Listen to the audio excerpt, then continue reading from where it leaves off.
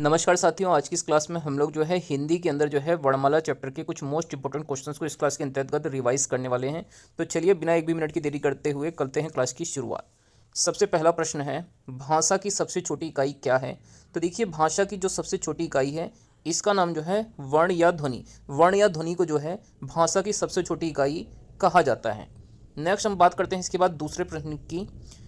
तो दूसरे प्रश्न में पूछा गया है, वर्णों के व्यवस्थित समूह को क्या कहा जाता है? तो देखिए, वर्णों का जो व्यवस्थित समूह होता है उसको वर्णमाला कहा जाता है। बहुत बार एग्जाम्स में ये प्रश्न भी पूछा जाता है, तो आपको इस तरीके से इनको पढ़ना है कि जिससे आपको अच्छे से ये याद हो जाए। भाषा की सबसे छोटी इकाई ध्वनि होती है और वर्णों का व्यवस्थित समूह जो है वर्णमाला कहलाता है। नेक्स्ट पूछा जाए, हिंदी में कुल कितने वर्ण होते हैं? तो देखिए, मूलतः हिंदी के अंदर टोटल 52 वर्ण होते हैं। इनकी संख्या कितनी होती है? हिंदी में 52 वर्ण होते हैं। नेक्स्ट हम बात करते हैं अगले प्रश्न की। मूर्धन्य व्यंजन कौन से होते हैं और कितने होते हैं? तो देखिए, मूर्धन्य व्यंजनों की संख्या टोटल 5 होती है। और ये 5 मूर्धन्य व्यंजन कौन कौन से होते हैं? तो देखिए, जो ट वर्ग के व्यंजन हैं इन्हीं को जो है मूर्धन्य व्यंजन कहा जाता है। इसमें ट, ठ, ड, ढ और अण, ये 5 वर्ण जो है मूर्धन्य व्यंजन के अंतर्गत आते हैं। नेक्स्ट हम इसके बाद बात करते हैं अगला है जो है इसमें कंठ व्यंजन। कंठ व्यंजन कौन से व्यंजन होते हैं? तो देखिए, जो क वर्ग के व्यंजन होते हैं 5, इनको जो है कंठ व्यंजन कहा जाता है। इनमें क, ख, ग, घ और अंग, क ख ग घ अंग, ये पांचों जो है कंठ व्यंजन के जो है अंतर्गत आते हैं। नेक्स्ट हम इसके बाद बात करते हैं तालव्य व्यंजन की। तो देखिए, तालव्य व्यंजन कौन से होते हैं? तो देखिए, जो च वर्ग के 5 व्यंजन होते हैं जिसमें च, छ, ज, झ, इया, ये पांचों जो है तालव्य व्यंजन के अंतर्गत आते हैं। नेक्स्ट हम इसके बाद बात करते हैं अगले जो व्यंजन हैं, इनमें आता है सबसे पहले ओष्ठ व्यंजन।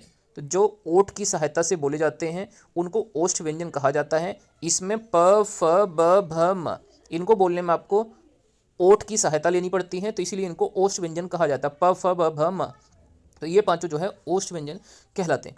नेक्स्ट हम इसके बाद बात करते हैं दंत व्यंजन की। तो देखिए, दंत व्यंजन जिनके उच्चारण में दांतों की सहायता ली जाती है, तो इनकी संख्या भी 5 है। त, थ, द, ध, न, ये पांचों व्यंजन जो है दंत व्यंजन के अंतर्गत आते हैं। नेक्स्ट हम इसके बाद बात करते हैं नासिक के व्यंजन की। तो नासिक के व्यंजन जो है, जो प्रत्येक स्पर्शी व्यंजन के जो अंतिम वर्ण है, क वर्ग का अंतिम और च वर्ग का, इसी प्रकार सभी वर्ग के अंतिम वर्ण जो है इनको नासिक के व्यंजन कहा जाता है। इसमें अण, इया, अण, न और म, ये सभी जो है व्यंजन नासिक के व्यंजन कहलाते हैं। ड, इया, अण, न और म, ये पांचों व्यंजन जो है नासिक के व्यंजन के उदाहरण माने जाते हैं।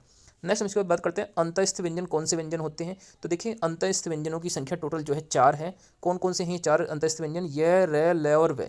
य, र, ल और व, ये अंतःस्थ व्यंजन के जो है उदाहरण हैं। नेक्स्ट हम इसके बाद बात करते हैं ऊष्म या संघर्षी व्यंजन। तो देखिए, ऊष्म या संघर्षी व्यंजन किसे कहा जाता है? तो देखिए, ऊष्म संघर्षी व्यंजनों की संख्या टोटल पूछी जाए कितनी होती है? 4 होती है। श, श, श और है, इन चारों वर्णों को जो है ऊष्म या संघर्षी व्यंजन माना जाता है। नेक्स्ट हम इसके बाद बात करते हैं संयुक्त व्यंजन कौन से व्यंजन होते हैं। तो देखिए, जो संयुक्त व्यंजन है इनकी संख्या भी 4 है। छ, त्रंग, ज्ञ और श्र, इन चारों व्यंजनों को जो है संयुक्त व्यंजन कहा जाता है। अगर आपसे छ का पूछा जाए जो है वर्ण विच्छेद क्या होगा, तो ये जो है आधा क और श से मिलाकर जो है छ बनेगा। इसी प्रकार अगर आपसे त्र का पूछा जाए वर्ण विच्छेद, तो आधा तय प्लस र से मिलकर जो है त्र बनेगा। ज्ञ का क्या होता है वर्ण विच्छेद? तो ये ज आधा प्लस इया, तो ये जो है ज्ञ का होता है। और श्र का क्या होता है? तो ये श प्लस र, श्र जो है इस प्रकार से लिखा जाता है। नेक्स्ट अगला प्रश्न है 13वां, ए और ए ये किस प्रकार के जो है वर्ण माने जाते हैं?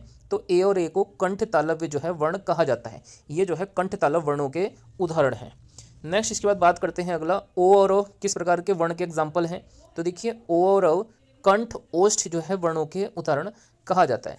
ओ और ओ किस प्रकार का जो है वर्ण है? तो ये कंठ ओष्ठ वर्णों के उदाहरण हैं। नेक्स्ट अगला प्रश्न है, अयोगवाह वर्ण कौन कौन से होते हैं? तो देखिए, इनकी संख्या 2 होती है अयोगवाह वर्णों की, अंग और अह। अंग और अह को जो है अयोगवाह वर्ण कहा जाता है। तो दोस्तों, ये आज की हमारे हिंदी के कुछ मोस्ट इंपॉर्टेंट क्वेश्चन थे। आइए एक बार फटाफट हम लोग इन क्वेश्चंस का जो है रिवीजन कर लेते हैं। भाषा की सबसे छोटी इकाई ध्वनि या वर्ण होती है। वर्णों का व्यवस्थित समूह वर्णमाला कहलाता है। हिंदी में कुल वर्ण कितने होते हैं? तो 52 हो जाते हैं। मूर्धन्य व्यंजन कौन कौन से होते हैं? ट, ठ, ड, ढ, ण।